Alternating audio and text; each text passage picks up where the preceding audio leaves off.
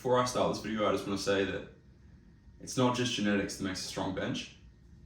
If you're stuck at 100 kilos or lower than that, and you think you've plateaued, just remember that anyone can hit above 100 kilos of bench. I have evidence to say that in my own life. But before I go into it, I'll tell you about the structure of this video, because the things to learn about being better at bench are confusing at the start and they are complicated, but I'll try to make it as simple as possible, okay? Number 1, the split. Number 2, why performing 10 to 15 bench sets per week is better than performing 1 to 9. Number 3, bench variations. And number 4, the form.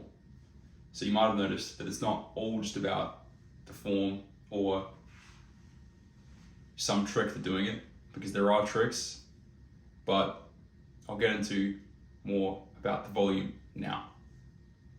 For me, it took me 2 years to get to 110 kilos on bench press. And for some, that seems like a long time. For some others, it doesn't seem like a long time at all. It's really quick. But the way I aimed at achieving that was every year I increased my bench press by 10 kilograms, as you probably figured it out. So 2021, I started going to the gym for the first time, although I had been benching since I was 16 and had hit like 70 kilos, I think was my highest rep at that point, because it was all recreational, it was all for fun. Then I started going to the gym in 2021 and I hit 90 kilos in the end of that year, which was huge for me.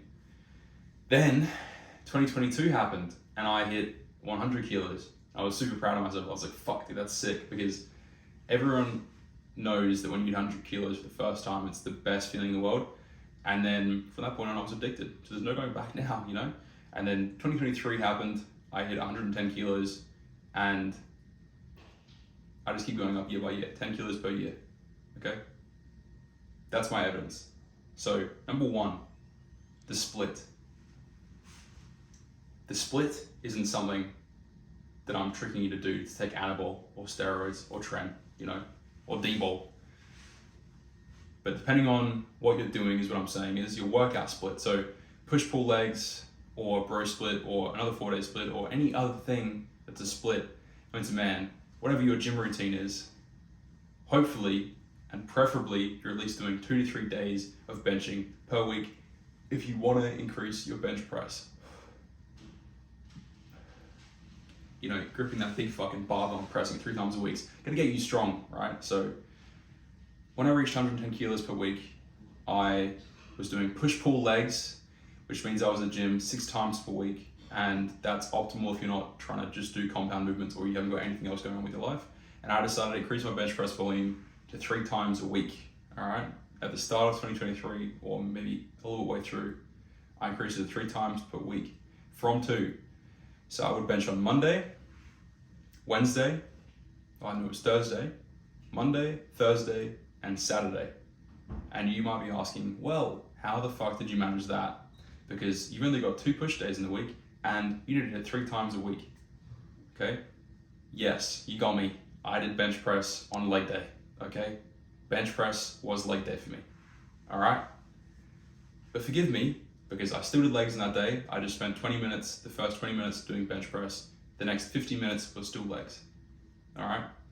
During this time, I made sure to give myself at least 1 day of rest between each bench session, because you don't want to hurt your shoulder or injure yourself or set yourself back. It's not that it's that bad, but it sets you back, and you don't want to go back in time.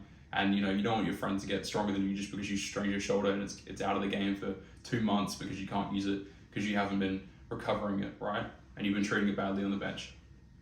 If you're comfortable doing 2 days of bench press, move it up to 3, because it gives you way more time to include more volume. Let me explain what I mean by that. 10 to 15 sets per week is where big brain action happens. It's where the big shit happens. Why does your bench not improve as quickly as you would like, do you think?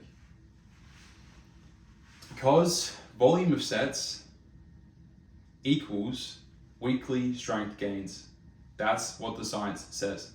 For reference, I was watching a Jeff Nippard video for research on this, on how to maintain and gain muscle strength, and he mentions that in a study they found 1 to 4 sets per week on any chosen muscle group will contribute 64% of muscle gain in that week.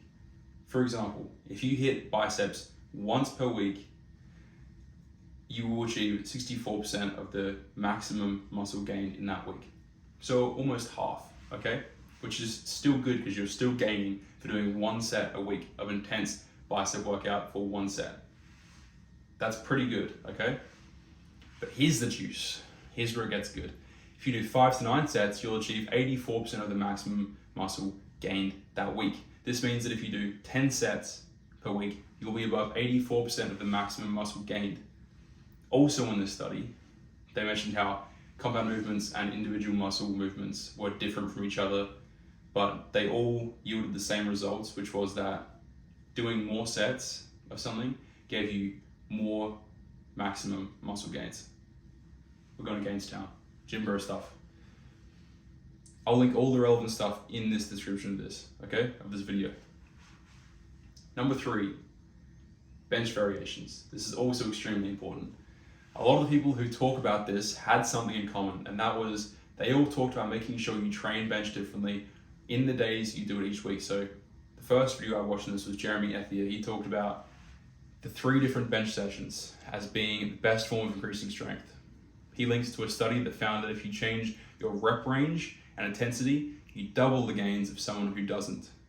That means if you train hypertrophy, for example, on Monday for bench press, and you start off by doing 8 to 10 reps, do that for 4 to 5 sets or 3 to 4 sets after doing warm-ups, and then on Wednesday, you do power or explosiveness for 3 to 5 reps for 4 to 5 sets. And you do that, every Wednesday. And then Friday, you do strength with 3 reps of 85% of your max. And then you repeat that, every week, or you even only do 2 sessions, but you cycle through them. Then you'll double the gains of someone who doesn't do that, and he only does hypertrophy bench press training, or he only does strength bench press training, right? That's pretty big. So the important thing is to change the type of training you do on each day, right? E.g., hypertrophy to explosive, Monday to Wednesday, right?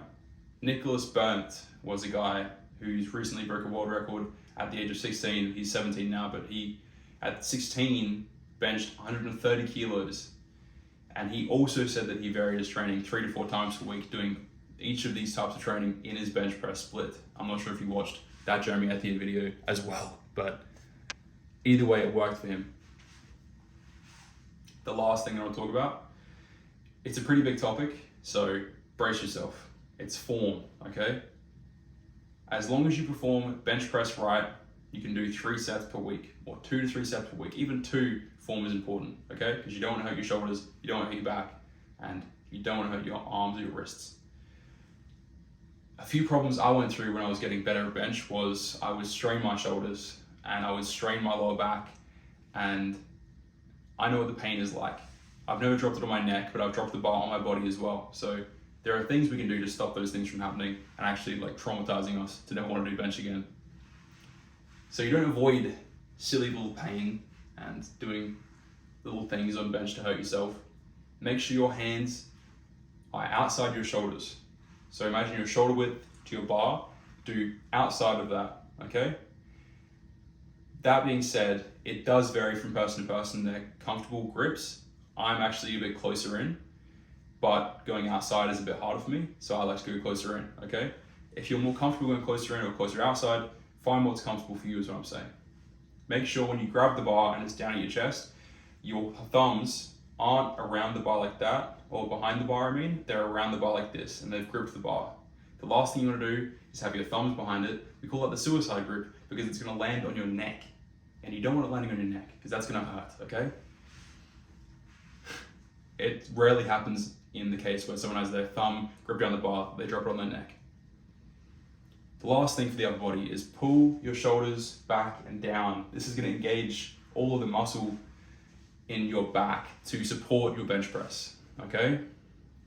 That's pretty important. That also is like a great mind-muscle connection cue because it sort of makes you tilt your back up a bit. That makes the benching significantly better for gains, I feel like. You can get a better connection to your muscles and your chest that way. Lower body. For your lower body, and when you need stability at the start, make sure your knees are around shoulder width apart. That shit rhymed. I wasn't even trying, okay? So I say that, but when I bench and I go heavy, I actually prefer for my legs to be out further wide at the knee from the hip. And then my feet I like to bring back as far as I can, so I'm on my tiptoes. And then still keeping your ass on the bench, push your hip up or forward and engage your core, because that's gonna make everything like glue, everything stick. Everything like a rubber band, I guess. So when you get that bench in your chest and your lower body is actually attached to the ground and you're stable, you can push back up with the extra strength of your legs. That's why it's a compound movement, because it uses your entire body. As long as you brace that core, you're not gonna hurt anything down there, okay?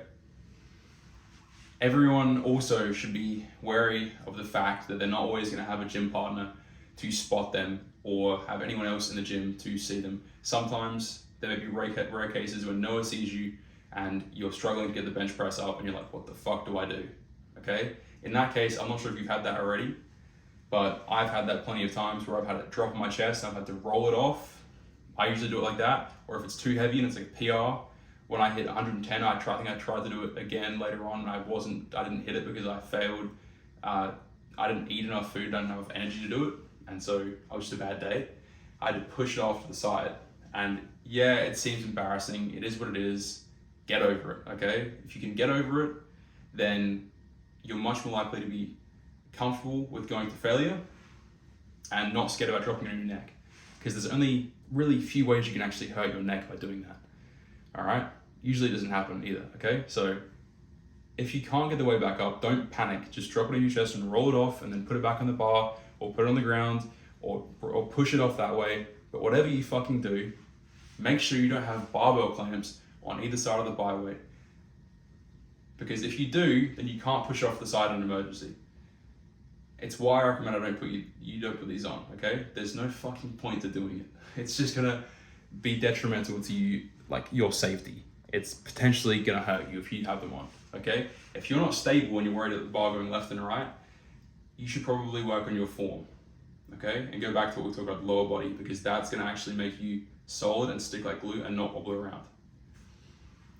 I've got a list of do's and don'ts for the form list, because I understand that was a long list of things to do and not do. So keep in mind this stuff here, okay? For the do's, pull your shoulders back and down to engage your back.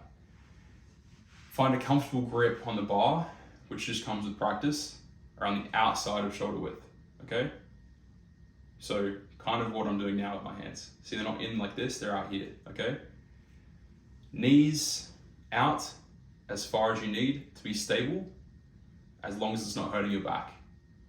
And finally, brace your core by pushing your hips up or forward, so then you're also engaging your glutes as well, using all of your lower body. The two things that I have on the don'ts, okay? Do not hook your thumb behind the bar in a claw grip unless you're experienced. You might be like Larry Wheels, and then I'm like, what? He's not gonna drop a bar on himself, so he can go claw grip. Don't do that on the bench, okay? Also, don't put barbell clamps on the side of your bar. If you put barbell clamps on the side of your squat or your deadlift, that's way more normal, and you won't be a weirdo if you do that. That's actually good. But there are a few reasons why you should actually put it on your barbell when you're benching. So try to stay away from that, because it could end up bad for you, okay? Courage can change any outcome.